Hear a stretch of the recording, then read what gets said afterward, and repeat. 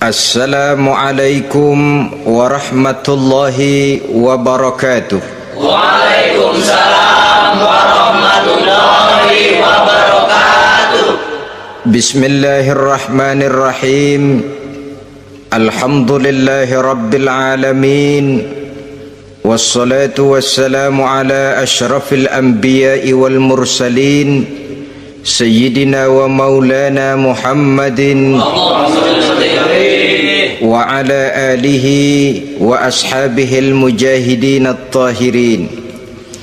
Amma ba'du, subhanaka la ilma lana illa ma 'allamtana innaka antal alimul hakim. La hawla wa la quwwata illa billahil aliyyil azim. Saudara-saudara kaum muslimin, terutama adik-adik para remaja dan pemuda yang saya cintai, apabila seseorang akan membangun rumah, tentu saja dia akan mengadakan beberapa pilihan.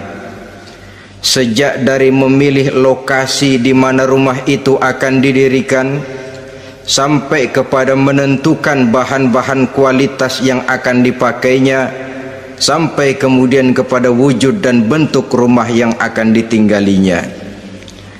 Demikianlah bahwa untuk membangun sebuah rumah yang hanya untuk menaungi kehidupan di dunia ini, kita mengadakan berbagai macam pilihan.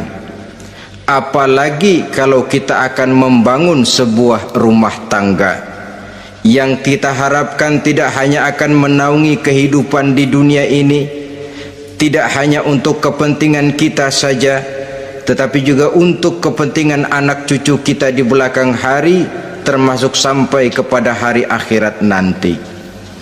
Oleh karena itu, pada pertemuan kali ini, saya hanya ingin khusus berbicara kepada adik-adik remaja dan para pemuda, bagaimana sebaiknya memilih jodoh menurut ajaran agama Islam. Dalam Al-Quran, Allah subhanahu wa ta'ala menjelaskan, Zuyyina linnasi hubbus syahawati minan nisa, bahwa manusia apapun jenisnya, asal dia bernama manusia, dihiasi dengan perasaan cinta kepada perempuan. Jadi sejak dahulunya secara fitrah, laki-laki senang kepada perempuan, sebagaimana perempuan pun senang kepada laki-laki. Dihiasi rasa cinta ini dalam kehidupan manusia, dan oleh karena adanya rasa cinta, berkembanglah segala macam persoalan, sehingga seorang ahli cinta pernah berkata, cinta adalah 5 huruf yang membuat persoalan tidak akan pernah selesai. 5 huruf yang membuat persoalan tidak akan pernah selesai-selesai. Tetapi dalam kehidupan sehari-hari sering kita saksikan bahwa cinta ini bisa mendorong, memberikan motivasi yang baik, dan cinta ini pun bisa juga memberikan dorongan yang tidak baik. Oleh karenanya, apabila cinta itu ibarat setetes embun yang jatuh di bumi yang subur, akan tumbuhlah di atasnya aneka ragam bunga-bungaan yang harum semerbak, indah mewangi, sedap dipandang orang, menebarkan rasa aman, damai, sentosa, dan begitu selanjutnya. Tapi jika cinta itu jatuh di hati yang gersang dan tandus, tidak ada yang akan dapat tumbuh di sana selain sirih memanjat batu, kuning daunnya, lemah gagangnya, maka cinta yang semacam itu tidak akan memberikan dorongan positif kepada seseorang di dalam kehidupannya. Maka lebih dahulu kita akan membicarakan cinta dalam artian yang positif ini, untuk nanti sampai kepada perempuan yang bagaimana yang harus kita cintai, atau laki-laki yang bagaimana yang harus dicintai oleh seorang perempuan. Saudara hadirin yang saya hormati, cinta dalam artian yang positif, pertama, dia selalu mendatangkan keindahan. Yang kedua, cinta itu memberikan energi atau semangat untuk berjuang. Dan yang ketiga, cinta itu selalu membawa resiko dalam bentuk pengorbanan. Maka cinta yang positif pertama melahirkan keindahan. Disinilah orang memerlukan filter atau saringan, sebab keindahan yang didasarkan karena cinta itu merupakan satu keindahan yang relatif saja. Boleh jadi karena indah orang jadi cinta, boleh juga jadi karena cinta segala sesuatu terasa jadi indah. Namun bagaimanapun juga, kalau hati sudah diliputi oleh rasa cinta, segalanya akan terasa menjadi indah. Cinta itu adalah keindahan. Yang kedua, cinta itu energi, melahirkan dorongan dan semangat. Yang lemah bisa menjadi kuat, yang takut bisa menjadi berani, yang jauh jadi terasa dekat. Itu semua karena dorongan cinta. Dan dari energi ini lahirlah yang ketiga, bahwa cinta adalah pengorbanan. Sehingga orang berkata, berani bercinta artinya harus berani berkorban. Takut berkorban, jangan bercinta. Kalau cinta ini kita salurkan kepada nilai-nilai agama umpamanya, yang pertama, cinta mendatangkan keindahan. Kita cinta kepada agama, maka apapun yang diperintahkan oleh agama akan terasa menjadi indah. Solat akan terasa menjadi indah, puasa terasa menjadi indah, zakat terasa menjadi indah, jihad pun akan terasa menjadi indah. Persis kalau kita cinta kepada seorang gadis. Jika kita cinta kepada seorang gadis, apanya saja akan kelihatan menjadi indah. Jalannya terasa indah, lenggang-lenggoknya terasa indah, suaranya merdu padahal cemprengnya bukan main. Seluruhnya akan mendatangkan keindahan karena dasarnya sudah cinta. Cinta membawa kepada keindahan. Yang kedua, cinta itu melahirkan energi. Orang yang cinta kepada agama akan lahir tenaga dan semangatnya melaksanakan ibadah, melaksanakan puasa, melaksanakan zakat, melaksanakan solat, melaksanakan haji, bahkan melaksanakan jihad sekalipun. Cinta selamanya menimbulkan energi dan semangat. Sama saja dengan kita apabila jatuh cinta kepada seorang gadis, walaupun rumahnya jauh, katanya, gunung pun akan kudaki, lautan pun kuseberangi. Untuk apa itu? Untuk menemui apa yang kita cintai. Cinta selamanya melahirkan energi. Capek tidak terasa, lelah tidak terasa, semuanya tertutup oleh keindahan yang bernama cinta. Lalu yang ketiga, cinta membawa pengorbanan. Apabila kita cinta kepada agama, maka pengorbanan terhadap apapun yang diminta oleh agama, baik itu pengorbanan waktu, tenaga, pikiran, harta, bahkan pengorbanan nyawa sekalipun, kita tidak akan berat melaksanakannya karena cinta kita kepada agama yang kita anut ini. Demikian juga cinta kita kepada seorang perempuan akan membuat kita rela berkorban. Apapun yang dia minta, jangankan kita tidak mampu, jangankan kita mampu, kita tidak mampu sekalipun, kita masih berusaha untuk mampu guna memenuhi tuntutan si buah hati belahan jantung.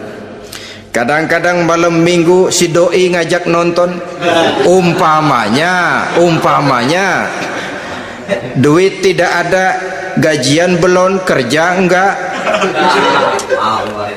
timbullah inisiatif, entah sepatu kita jual ke tukang loa, entah celana mampir dulu ke tempat lain. Yang penting kita berkorban untuk memenuhi permintaan si buah hati belahan jantung.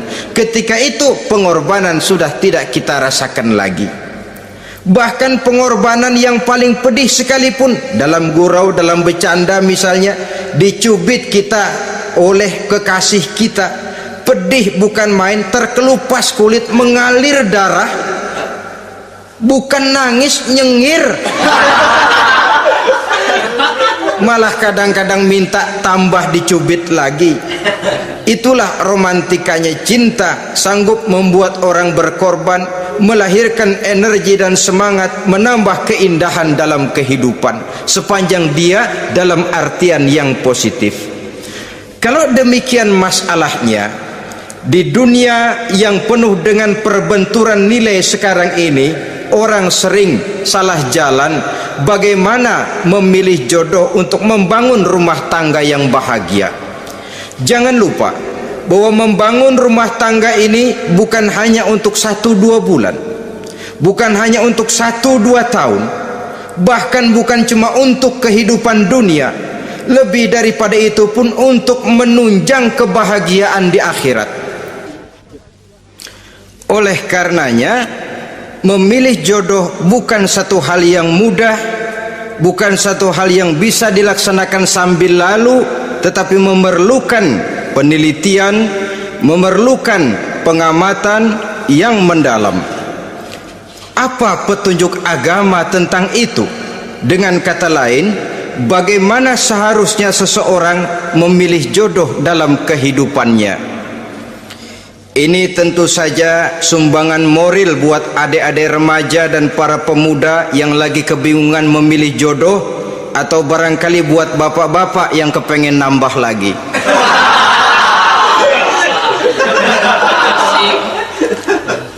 Mohon maaf kepada ibu-ibu, saya tidak menganjurkan, cuma ngajarin. Yang pertama, menurut Nabi, nikahilah perempuan itu karena rupanya, karena hartanya, karena keturunannya, dan karena agamanya. Ada 4 motif utama di sini. Pertama, memilih jodoh, lihatlah rupanya. Lagian siapa yang kepengen dapat jodoh rupanya nggak karu-karuan? Cari rupa yang cantik, indah, dan menawan. Namun jangan lupa, saya katakan di zaman di mana sering terjadi benturan nilai seperti sekarang ini, orang sulit untuk mendapatkan keaslian. Di mana teknologi sudah sedemikian canggih, di mana ilmu kedokteran sudah sedemikian maju, maka berbagai macam rupa bisa dibentuk dengan apa yang dinamakan operasi plastik misalnya. Yang pesek bisa dibikin mancung, kuping yang kelebaran bisa dibikin sedang, pipi yang kembung sebelah bisa dibikin rata, janggut yang tidak menarik bisa dibikin bak lebah bergantung katanya. Oleh karena itu, kalau pilihan hanya tertuju kepada rupa yang cantik saja semata-mata, kita sudah melakukan satu kesalahan yang sangat besar. Sebab apa? Diperingatkan oleh Nabi melalui hadis Ibnu Majah, Bazar dan Baihaqi dari Ibnu Umar.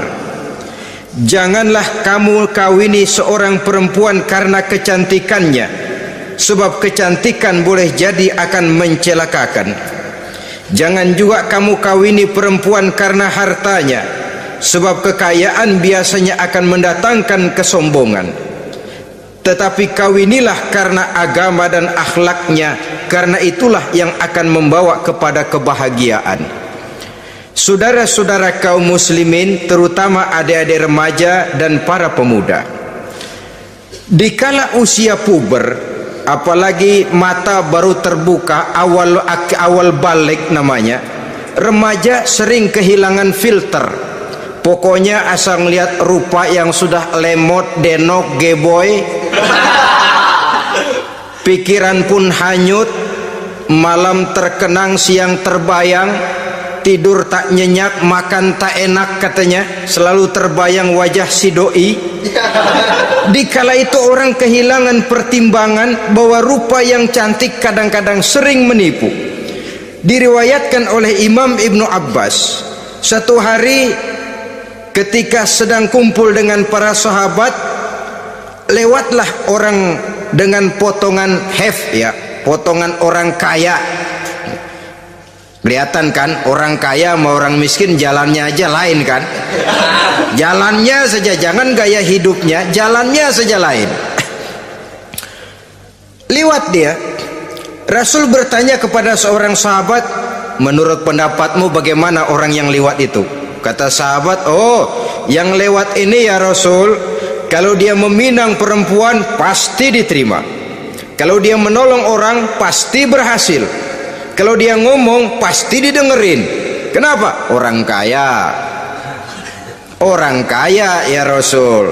Kalau dia minang, perempuan mana yang kagak bisa menerima kalau dipinang oleh orang kaya, biar mukanya udah belipet kayak dompet tanggung bulan. Kalau memang duitnya banyak, nggak kelihatan tuh muka yang belipet, yang kelihatan duit. Kalau dia nolong orang pasti berhasil apa yang dia tolong itu. Kalau dia ngomong pasti didengerin orang, walaupun omongannya biasa-biasa saja. Kenapa? Orang lihat penampilannya. Sudah, ketika orang itu lewat, beberapa lama kemudian lewat lagi seseorang yang kelihatannya miskin. Rasul tanya lagi, kalau orang ini bagaimana pendapat kamu? Wah, potongan begini sih Rasul, kalau dia minang orang tolak. Siapa yang mau kawin sama kere begini? Kalau dia nolong orang pasti nggak berhasil. Kalau dia ngomong kagak bakalan ada yang mau dengerin. Siapa yang mau dengerin orang susah ngomong? Setelah orang itu lewat, apa kata Rasul? Orang yang terakhir yang lewat ini, yang barusan lewat, jauh lebih baik dari yang pertama yang lewat tadi. Jauh lebih baik. Maksud dari ucapan ini, Rasul sebenarnya mendidik para sahabat jangan tertipu oleh penampilan. Sebab penampilan tidak selamanya mencerminkan keaslian. Apalagi di zaman sekarang, salon di mana-mana bejibun. Alis mata bisa dibikin, pipi bisa dicat. Yang pinggir kuning, yang tengah merah, di sebelah merah ada yang kehitam-hitaman, persis orang kepentok tiang listrik.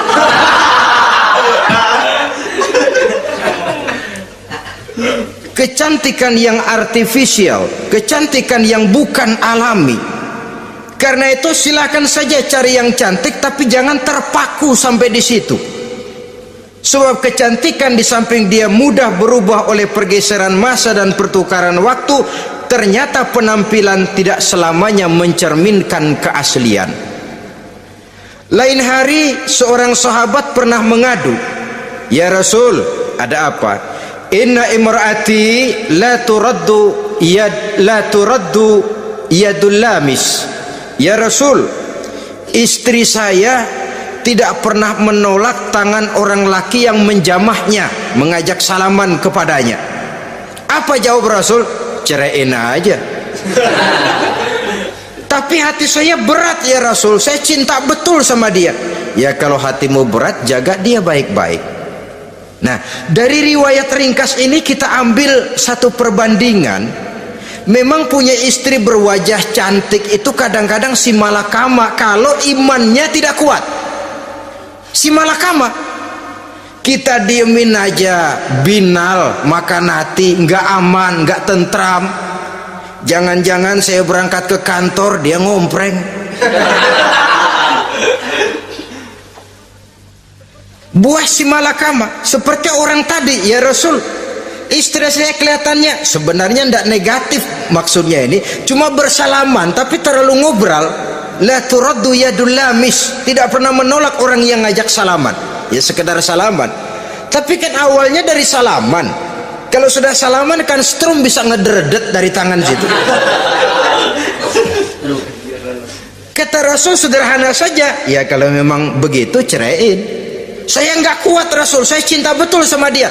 Kalau kau tak kuat berpisah dengan dia, jagalah dia baik-baik, ajar, didik, tanamkan rasa keagamaan di dalam hatinya.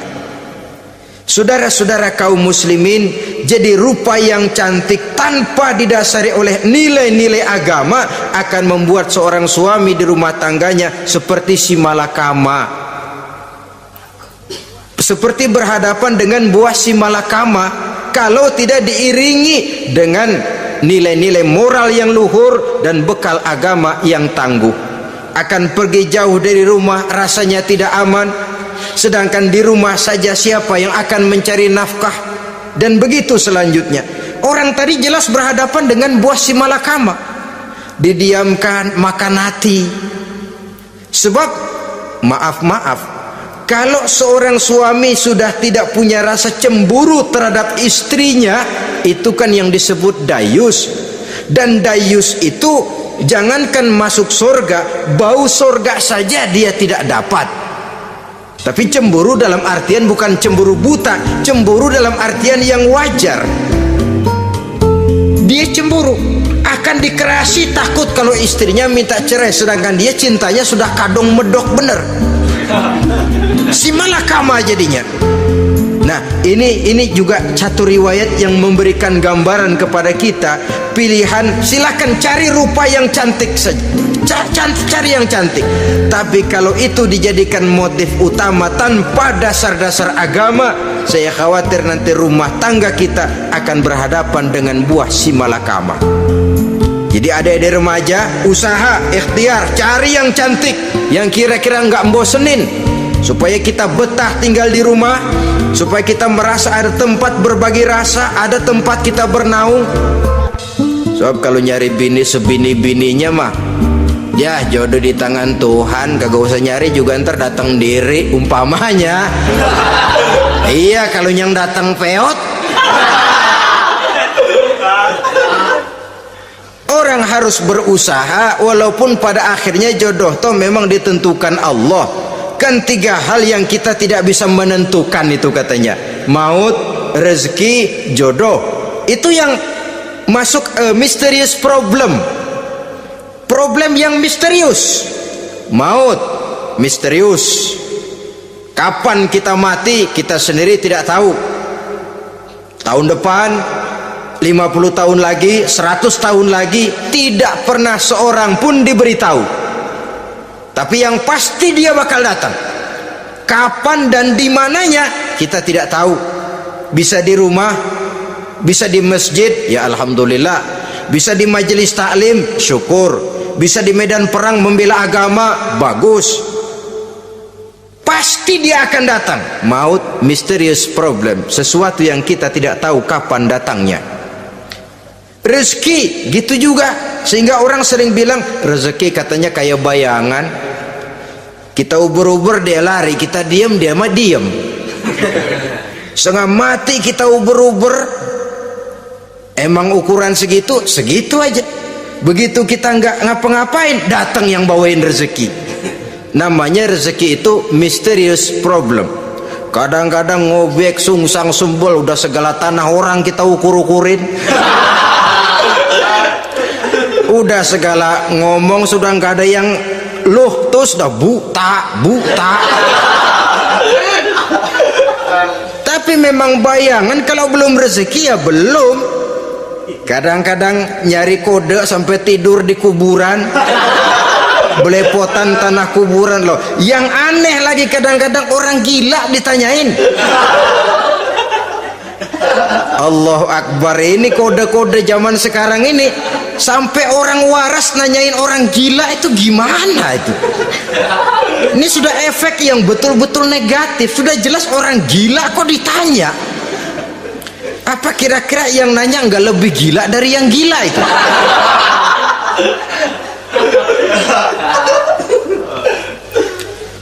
Saudara-saudara kaum muslimin, terutama adik-adik remaja dan para pemuda, jadi silakan saja cari rupa yang cantik, karena dia akan jadi tautan hati, buah hati belahan jantung, tempat kita berbagi rasa, tempat kita pulang dan tinggal di rumah tangga kita. Tapi hendaknya kecantikan rupa itu diiringi juga dengan kecantikan budi. Karena itu cari rupa yang cantik. Ini pilihan utama. Yang kedua, kata Nabi, harta, cari yang kaya. Tetapi jangan lupa, jangan dijadikan pilihan utama, karena kekayaan sering mendatangkan kesombongan. Apalagi kalau seorang pemuda mendapat istri orang kaya. hidupnya dimodali oleh istrinya, maka biasanya wibawanya sebagai seorang suami akan hilang. Akhirnya komando di tangan istri.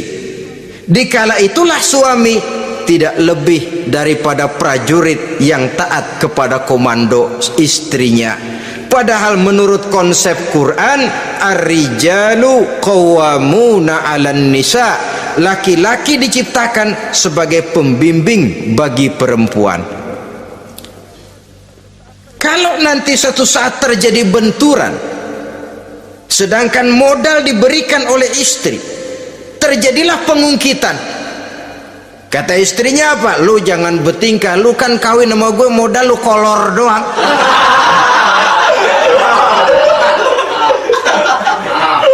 Kalau sekarang bertingkah, silakan keluar rumah, bawa seperti engkau datang dulu, jangan bawa apa-apa, pergilah seperti engkau datang dulu kemari.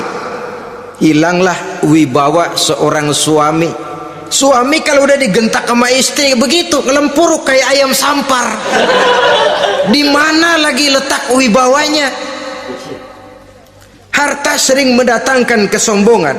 Oleh karena itu, walaupun diperintahkan cari yang keturunan orang kaya, tapi maksudnya jangan dompleng. Sebab kepribadian seorang suami akan ditentukan oleh sifatnya sendiri. Keberadaannya ditentukan oleh karya dan perbuatannya sendiri. Itulah yang akan menampilkan kepribadian dia dalam kehidupan di masyarakat ini.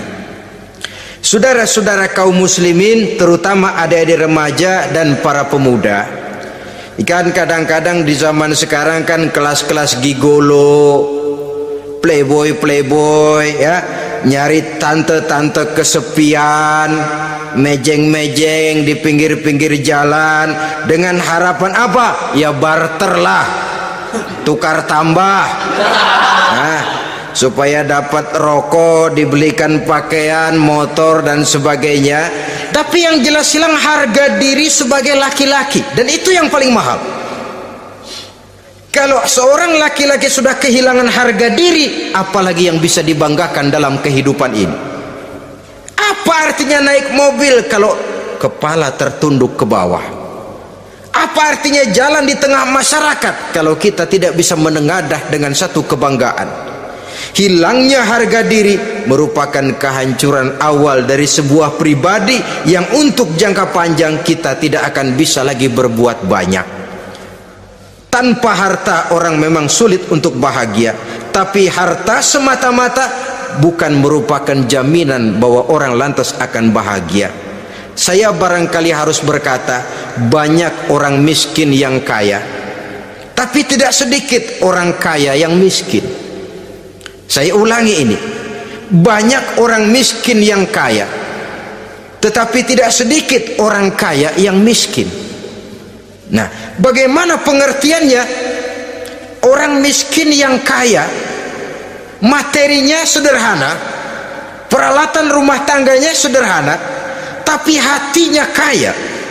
Oleh karena hatinya kaya, jiwanya lapang.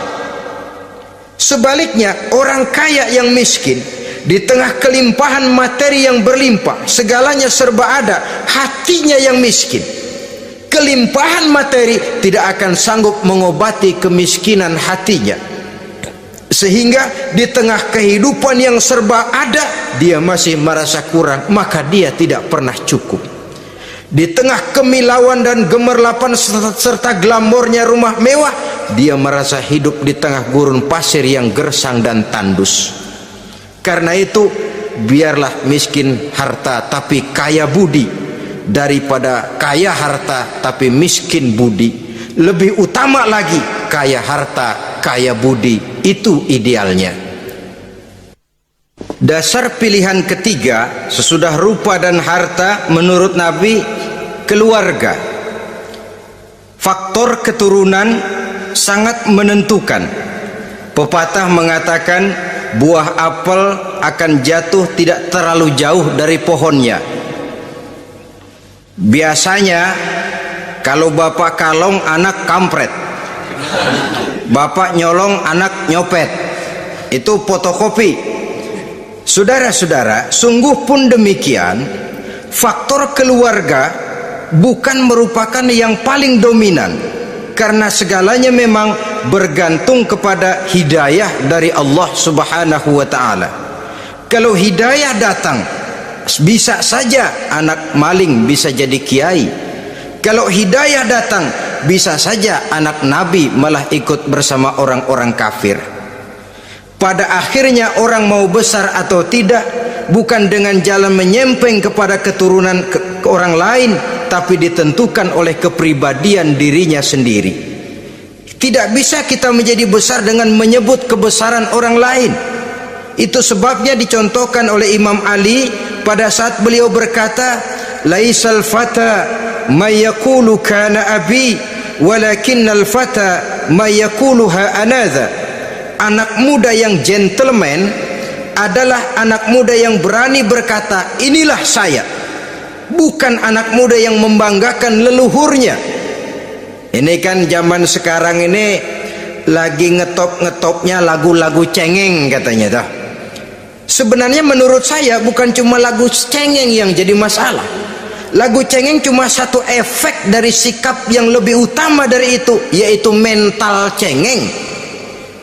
Kalau mental sudah cengeng, apapun yang kita lakukan akan jadi cengeng. Tidak cuma lagu, kebudayaan yang lahir akan kebudayaan cengeng. Jadi pengusaha cengeng, jadi pejabat cengeng, jadi kiai cengeng. Kenapa? Mental cengeng. Di antara mental cengeng itu apa? Mengandalkan fasilitas atasan. Kalau tidak ada fasilitas dari atas, lantas tidak bisa berbuat apa-apa, cengeng. Menjadi besar bukan karena karier pribadi, tapi karena nasib katrolan. Itu pun termasuk mental cengeng. Sedikit gagal, bagaimana sedikit jalan buntu, sedikit deadlock, lu ngapain lu melulu? Saudara hadirin yang saya hormati, jadi lebih penting dari sekedar lagu-lagu cengeng, saya malah lebih suka bicara mental cengeng ini. Mental yang cepat putus asa, mental yang tidak mau mengeluarkan usaha maksimal, mental yang hanya mengandalkan fasilitas, sedangkan pribadinya tidak lebih daripada pribadi sumuhun dawu, pribadi kulonuwun, pribadi kumaha juragan wae, pribadi oke bos, pribadi asal bapak senang. Bukankah itu semua merupakan cermin dari mental-mental yang cengeng, yang untuk jangka panjang tidak akan pernah menguntungkan daripada pembangunan bangsa dan negara yang kita cintai ini. Seseorang mau besar atau tidak bukan dengan jalan menyempeng kepada kebesaran orang lain. Bahkan Syauqi dalam sebaik syairnya yang lebih tegas mengatakan, wa syarrun nasi zu khumulin iza fakhartahum zakarul jaduda wa syarrun nasi wa khairun nasi zu syarafin qadimin aqama li nafsihi syarafan jadida. Generasi yang paling jelek adalah generasi pemalas. Kalau kelihatan orang lain lebih hebat dari dia, disebut-sebutnya kebesaran nenek moyangnya. Dia sendiri nggak punya prestasi apa-apa, kerjanya cuma ngandeli kerjanya cuma menggelayuti fasilitas orang tuanya. Tanpa itu dia tidak akan punya nilai dan harga sama sekali. Ini generasi paling jelek. Kalau orang lain kelihatan lebih hebat, dia sebut nenek moyangnya. Lo sih belum apa-apa, lo baru kopral lo. Engkong gua no, komandan Hansip. Engkongnya yang disebutin. Dia sendiri tidak punya prestasi apa-apa. Jadi silahkan saja cari gadis dari keturunan keluarga yang baik-baik, tapi jangan jadikan tendensi utama, jangan dengan niat untuk menyempeng kepada kebesarannya, tapi paling tidak dengan niat agar mudah-mudahan dari benih yang baik ini akan lahir keturunan-keturunan yang baik pada akhirnya nanti. Itu yang kita harapkan. Bukan lalu dengan pertimbangan, weh mertua gue bos nih, kali aja begitu gue kawin dia mampus. Ini semua warisan kan jatuh kemari semua. Kalau itu niatnya sudah jelas salah. Kita mencari perempuan dengan keturunan-keturunan yang baik dengan berharap agar anak-anak kita nanti yang akan merupakan benih cucunya akan melahirkan kebaikan-kebaikan seperti leluhurnya dulu. Saudara, pilihan yang keempat kata Nabi, agama. Ini yang paling inti. Kenapa? Agama itu motivasinya moral. Di sini segalanya ditentukan. Rupa yang baik, harta yang banyak, keluarga yang luhur. Kalau sudah dilandasi oleh agama yang rapuh, bahkan tidak beragama sama sekali, ketiga hal di atas tadi hanya akan mendatangkan malapetaka. Sekarang kan kita tertipu oleh penampilan, padahal penampilan belum tentu kenyataan. Di jalan-jalan kita akan lebih terpesona melihat gadis pakai miniskirt di atas lutut ketimbang kita melihat gadis-gadis yang pakai jilbab. Kalau sudah pakai jilbab keliwat, yang usil banyak banget, bau sorga nih. Bau sorga katanya. Tapi kalau sudah yang pakai miniskirt itu yang lewat, itu dari ujung ke ujung mata kagak mau kedip, laler nemplok di mata kagak dirasain. Kita terpesona oleh penampilan zahir, padahal penampilan belum tentu memantulkan hal yang sebenarnya. Tapi memang itulah watak manusia. Watak manusia, saya katakan manusia tanpa kecuali. Tetapi bergantung kepada pemikiran jangka pendek atau jangka panjang. Kalau jangka panjang yang kita pikirkan, ya tentu kita tidak akan mudah terpesona oleh hal yang zohir. Sampai-sampai Quran sendiri mengatakan budak yang hitam legam tapi beriman itu lebih baik daripada orang-orang musyrik walaupun cantik, denok, lemot, geboy. Ada lagi nggak bahasa yang lebih dari itu?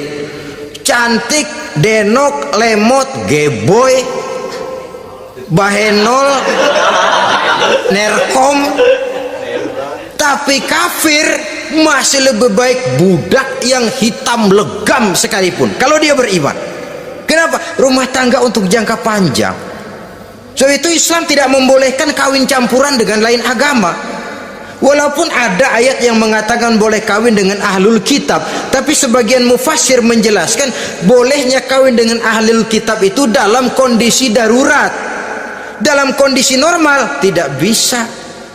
Kenapa? Kalau sudah berlainan agama akan terjadi kerancuan rumah tangga untuk jangka panjang. Bagaimana membina dalam keharmonisan di rumah tangga? Bagaimana nasib anak-anak nanti? Kadang-kadang ada keluarga, kami sih keluarga modern, anak-anak kami berikan kebebasan untuk milih agama apa saja. Bapaknya Islam, istrinya Kristen, anaknya ada yang Hindu, Buddha. Bagus nih, keluarga pecel namanya. Bagaimana keluarga modern bisa seperti itu? Padahal seorang suami bertanggung jawab di hadapan Allah. Dia akan ditanya tentang istrinya, dia akan dimintakan pertanggungan jawab tentang anak-anaknya. Kalau istri kita berlainan agama, mungkin terjadi pengkaplingan. Pokoknya kalau anak perempuan ikut ibu, anak laki ikut bapak. Administrasi dunia bisa begitu, tapi akhirat, pertanggungan jawab di hadapan Allah, bisakah kita? Sorry aja Tuhan, emang janjinya begini. Saudara hadirin yang saya hormati, oleh karena itu budak legam hitam kalau beriman masih lebih baik daripada orang-orang yang tidak beriman walaupun cantik dan mempesona. Kenapa? Ini faktor agama. Ya buat 1-2 bulan bisa terwujud rumah tangga yang tentram. 2-3 tahun mungkin masih bisa bertahan, tapi sampai kapan? Sampai kapan itu akan terwujud? Pada akhirnya akan muncullah dilema yang akan sulit buat diatasi. Oleh karenanya motif agama dijadikan stres oleh Nabi. Fazfar bizatiddin taribat yadak. Pilih agama sebagai titik sentral, sebagai pilihan utama. Kalau agamanya kuat, walaupun rupanya sederhana, tapi karena nilai agamanya kuat, dia bisa menyenangkan hati suaminya. Dia bersolek untuk kepentingan suaminya. Dia taat kepada suaminya. Harta, dia anak orang kaya untuk membantu perjuangan suaminya. Tapi kalau tidak ada modal agama, rupa yang cantik bisa menyengsarakan suami. Apalagi kalau suami kere, istrinya sudah cantik, kaya ataupun tidak kaya, kadang-kadang udah suaminya suruh ngempuk di rumah, bininya yang kerja. Ya kalau kerja mendingan kalau dikerjain itu.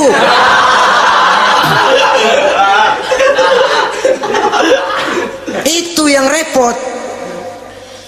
Saudara hadirin yang saya hormati, dan ini bukan satu dua kasus. Alangkah malangnya kalau sudah terkena hal seperti itu. Akhirnya seperti pengaduan sahabat kepada Rasul tadi. Mau diceraiin, cinta saya udah medok benar Rasul. Enggak diceraiin, hati saya ngebet, pegel. Si malakama akhirnya. Jadi oleh karenanya agama. Kalau dia cantik, walaupun miskin, agamanya kuat, dia bisa memelihara kehormatan diri. Dia kaya, agamanya kuat, hartanya disalurkan di jalan Allah. Karena itu agama jadikan pilihan utama. Dan ukuran agama itu bukan cuma jilbab loh. Ya kadang-kadang ada juga yang jilbabnya nggak pernah lepas, tapi kadang-kadang akhlaknya lebih binal dari yang kribo. Ada cuma sekedar kamuflase saja, itu pun penampilan, sekedar penampilan saja. Cuma dari segi aurat ya memang lebih baik dan lebih utama, dan saya kira lebih mengundang penasaran toh. Duren kalau udah dibuka kan kelihatan isinya, emang udah begitu, udah. Tapi kalau masih rapat, itu yang rasanya kita pengen buka, timbul tantangan, gue pengen tahu isinya. Rasanya juga begitu. Sama saja dengan baju, kalau dibungkus rapat di plastik, ditaruh di etalase, adanya di toko mau serba ada, tahu kita barang mahal nih. Biar punya duit kita mau nawar ragu-ragu, takut nggak cukup. Tapi kalau barang sudah dibuka di jalanan, diobral di pinggir jalan, murahan 1.003 masih dicampur odol. Yang begitu sih biar nggak punya duit kita berani banget nanya, nawar, megang lagi nyemek. Berat duit nih bang. Kenapa? Barang sudah terbuka. Jadi saudara-saudara, syukur kalau keempat-empatnya ini jodoh terkumpul dalam jodoh yang saudara cari. Sudah rupanya cantik, kaya, keturunan orang baik-baik, agamanya kuat. Nah surga dunia tuh yang begitu cari. Kalau ada yang begitu saya juga mau nambahin satu lagi.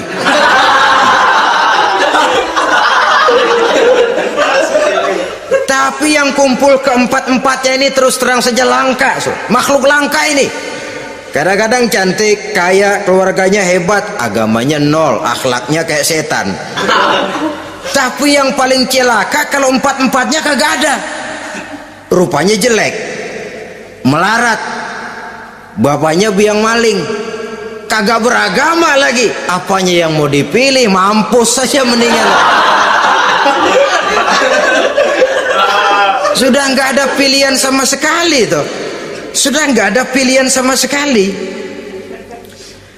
Saudara hadirin yang saya hormati, terutama adik-adik remaja. Nah, lalu apa motivasi agama dalam pembinaan ini? Apa? Agama ini kan memberikan contoh bahwa perempuan yang baik itu, yang kita ingin jadikan dia sebagai ideal dalam pencarian jodoh, tandanya 3. Iza ra'aitaha saratka, kata Nabi. Kalau dipandang dia bisa menggembirakan kamu. Kan ini yang penting buat seorang suami. Kalau saudara nanti jadi suami, punya istri yang jadi partner setia mendampingi suaminya. Kalau dilihat nggak bosenin, Kenapa? Dia berdandan untuk nyenangin hati suaminya, nggak bosenin. Kan kadang-kadang ada bini kalau kita pulang demek aja fotonya.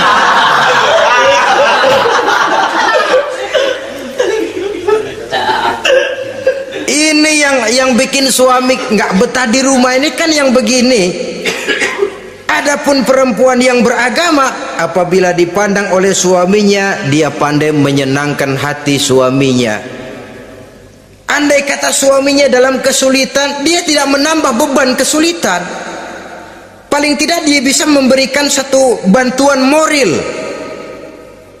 Bantuan moral untuk mengurangi beban kesulitan daripada suaminya. Suami pulang dagang rugi, kata istrinya, romantika bang, sekali-sekali lah, masa selamanya dagang mau untung, besok siapa tahu untung lebih besar. Kan meringankan toh.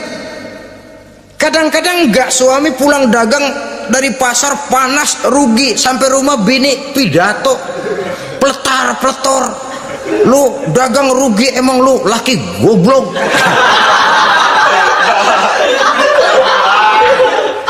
Sudahlah, di pasar rugi, di rumah digoblok-goblokin.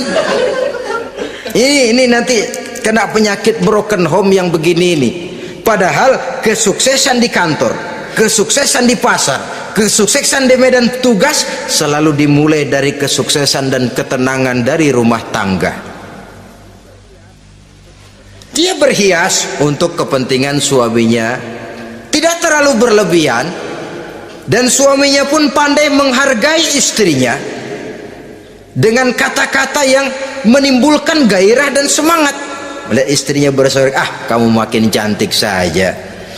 Jangan juga kadang-kadang suami ketus, ngelihat dasu pulang kantor, lihat suaminya istrinya dandan rapi, tumben lu mau bekasin apa? Mau bekasin katanya. Artinya apa ini? Pandai mengembirakan, bisa tenggang rasa, bisa berbagi rasa, sehingga suami merasa ada tempat dia bertukar pikiran, ada tempat dia membicarakan persoalan. Dialog dalam kehidupan berumah tangga itu sangat diperlukan. Iza ra'aitaha sarratka, kalau dipandang dia sanggup mengembirakan kamu. Dikasih uang 500 senyum, 5.000 pun ketawa, menggembirakan. Dia bisa taruh kata hatinya kesel tapi mulutnya senyum. Nah ini yang sulit ini, senyum tapi kesel, kesel tapi senyum. Kadang-kadang istri itu kan kalau sudah kesel, suami pulang nggak bisa dia menyembunyikan kekesalannya. Dari jauh suami sudah lihat ini yang nyambut, ini bemo ini. Udah monyong serem. Saudara hadirin yang saya hormati, yang kedua, bila diperintah dia taat. Ini pengaruh agama. Sehingga Nabi mengatakan, "Lau amartu li ahadin ayyasjuda ila ghairiha, la amartul mas'ada la amartul mar'ata litasjuda ila zawjiha likibari haqqihi 'alaiha." Andai kata saja boleh aku memerintahkan manusia untuk sujud kepada sesama manusia, pastilah aku perintahkan perempuan untuk sujud kepada suaminya. Kenapa? Karena besar hak suaminya kepada dirinya. Untung sujud kepada manusia tidak boleh. Andai kata boleh, perempuan disuruh sujud sama suaminya. Ini tidak perlu sampai sujud, cium tangan saja minta ridho suami. Kadang-kadang perempuan sekarang berat, paling banter setahun sekali lebaran doang. Laki pulang sembahyang tubruk, cium tangan minta ridho, nangis segala macam. 3 hari habis lebaran beras habis, monyong aja lagi.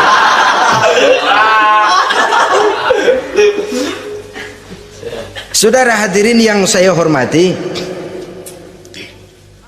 yang ketiga, akibat pengaruh agama, dia sanggup memelihara kehormatan diri dan sanggup menjaga harta suaminya. Memelihara kehormatan diri baik pada saat suaminya di rumah atau pada saat suaminya tidak ada di rumah. Satu riwayat, seorang sahabat akan pergi perang jihad di fi sabilillah. Ketika mau berangkat dia bilang kepada istrinya, saya mau berangkat perang. Kalau saya belum pulang kamu jangan keluar rumah. Baik bang. Pergi istrinya, pergi suaminya jihad. 1 minggu, 2 minggu berlalu, belum juga pulang. Satu hari datang utusan dari rumah orang tua si istri ini. Assalamualaikum bu. Waalaikumsalam. Ada apa? Ada berita kurang enak bu, orang tua ibu sakit parah, mohon tolong ditengokin. Apa kata si istri? Maaf saja, suami saya belum pulang dari medan perang. Saya belum dapat izin keluar rumah kalau dia belum pulang. Tolong sampaikan maaf saya kepada orang tuanya. Pulanglah utusan tadi. Besok balik lagi. Bu, ada apa? Udah Senin Kemis, napasnya sudah sampai tenggorokan. Tolong tengokin buat terakhir kalinya bu. Suami saya belum pulang. Dia pesan kalau dia belum pulang saya jangan keluar rumah. Saya nggak bisa tengokin orang tua saya. Salam maaf saja. Pulang utusan itu. Besok balik lagi. Bagaimana? Sudah meninggal bu. Mau dikubur, tengokinlah buat terakhir kalinya. Suami saya belum pulang. Saya belum berani keluar rumah kalau suami saya belum pulang. Itu janji saya sama suami saya. Pulanglah utusan ini ngadu kepada Rasulullah sallallahu alaihi wasallam. Ya Rasul, ini perempuan kelewatan benar. Dari orang tuanya sakit sampai sekarat, sampai mati, sampai dikuburin dia nggak nengokin. Memangnya kenapa? Suaminya katanya pergi jihad dan suaminya tidak mengizinkan dia keluar rumah kalau si suami belum pulang. Apa jawab Rasul? Marahkah beliau? Tidak, beliau senyum. Apa katanya?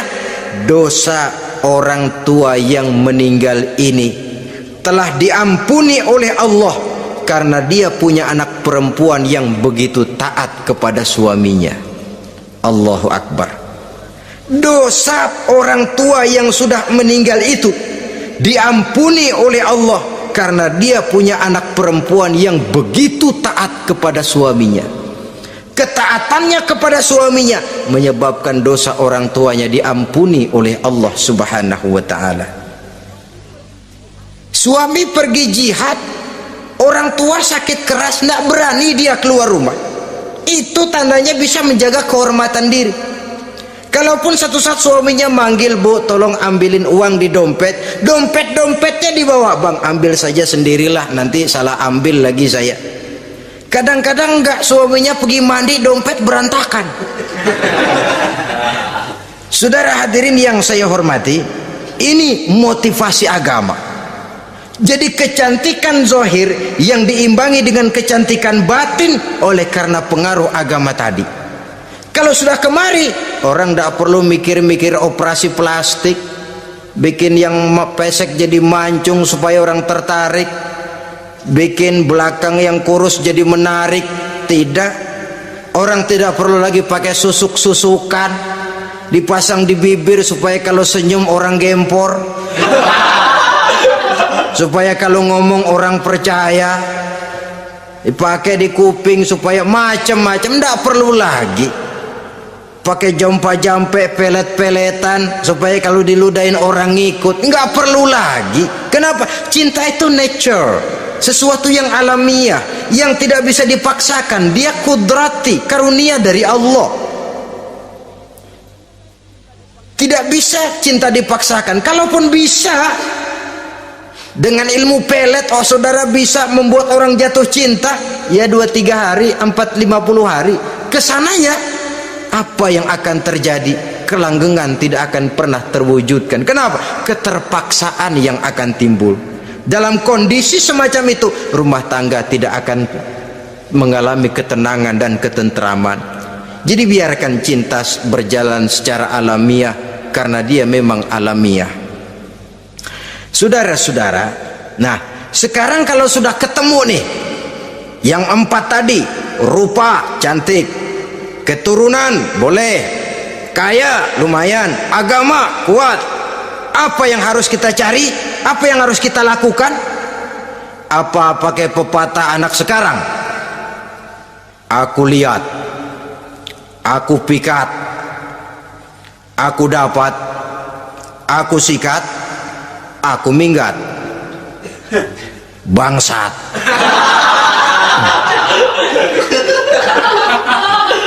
Itu kan ada moto cinta kilat begitu tuh. Cinta kilat katanya. Aku lihat, aku pikat, aku dapat, aku sikat, aku minggat. Bangsat. Atau kita harus hanyut dalam arus free love, free sex, summon living, eksperimen dulu? Tidak.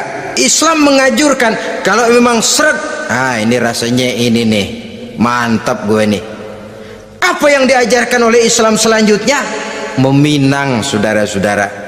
Meminang adalah langkah awal untuk mengikat tali pernikahan. Diizinkan meminang, dan di dalam meminang pun diizinkan untuk melihat. Cuma kalau boleh, ya syaratnya itu waktu melihat itu jangan sampai ketahuan si perempuan yang akan kita pinang itu. Untuk apa kita meminang? Pertama, untuk yakin bahwa perempuan yang kita inginkan ini sudah kumpul syaratnya, itu tidak ada cacatnya. Yang kedua, untuk memperkuat tekad hidup berumah tangga diperlukan meminang. Adapun adat itu berbeda. Tapi bahwa konsep meminang itu dalam Islam ada, itu jelas. Ya kalau mesti bawa pisang raja, pakai roti buaya, pakai martabak segede ban mobil truk segala macam, itu adat saja ya. Tapi yang real meminang itu ada dalam Islam. Nah, bagaimana adab meminang? Setelah kita tahu anak ini cantiknya ya, keturunan baik ya, kekayaannya lumayan, agamanya kuat, pinanglah dia. Caranya boleh lihat langsung kalau bisa tanpa setahu si perempuan. Dan batas yang boleh dilihat itu muka dan tangan, itu saja. Jadi jangan gerusak. Minta permisi Pak, saya mau ngelihat anak bapak seutuhnya, soalnya buat saya ini nanti. Apanya aja dibedolin, jangan. Kira-kira yang boleh itu muka sama tangan. Andai kata kita risih, sebab nanti kalau nggak jadi akan jadi timbul rasa malu dan si perempuan juga kasihan. Boleh mengutus perempuan yang kita percaya. Coba kau ke sana, lihat kondisinya yang sebenarnya bagaimana. Kalau ngelihat dari jauh sih utuh, siapa tahu nanti tangannya kurang sebelah. Coba lihat sana. Saudara-saudara, kemudian boleh juga ditanyakan kepada orang tuanya. Dan dalam hal ini orang tua si gadis tidak boleh menyembunyikan aib atau cacat yang dimiliki oleh anaknya. Dia harus menceritakan apa adanya, sampai pun kekurangan anaknya yang paling kecil sekalipun. Sebab apa? Jangan sampai istilah pepatah beli kucing dalam karung. Kedengeran suaranya doang meong-meong, begitu dibuka tuh kucing gempor sebelah kakinya nggak ada. Kan tentu kita tidak kepengen kecewa di belakang hari. Itulah perlunya meminang sebagai jembatan untuk menuju kepada pernikahan. Nah, dengan demikian kalau sudah usaha meminang ini dilaksanakan, jangan merasa sudah setengah resmi. Ini yang kadang-kadang jadi penyakit. Malah sesudah meminang harus masing-masing lebih menjaga diri, menjaga kehormatan, menjaga pergaulan. Kenapa? Agar saat memasuki jenjang pernikahan nanti merupakan jenjang yang sangat ditunggu-tunggu. Ada rasa keinginan tahu. Kalau tidak, ya udah biasa, nggak giroh lagi ngadepin perkawinan. Kenapa? Kemarin-kemarin gue udah cobain. Hilang gairah lagi. Sebab itu kalau sudah meminang, jangan merasa sudah setengah halal. Udah minang ini Kadang-kadang orang tua juga konyol. Sudah dipinang, diumbar. Lu mau kemana keda, lu udah pinang. Padahal meminang itu cuma langkah awal. Sedangkan selanjutnya harus lebih berusaha menjaga kehormatan diri sampai pada saat nanti pelaksanaan pernikahan. Nah, saudara-saudara, terutama adik-adik remaja dan para pemuda, walaupun agak sekilas memang karena terbatasnya waktu pada pertemuan ini, mudah-mudahan bisa memberikan gambaran yang sepintas tentang bagaimana sebaiknya kita memilih jodoh di dalam membina rumah tangga yang bahagia. Semoga ada manfaatnya. Terima kasih atas segala perhatian. Mohon maaf atas segala kekurangan. Usikum wa nafsi bitaqwallah. Wassalamualaikum warahmatullahi wabarakatuh. Waalaikumsalam warahmatullahi wabarakatuh.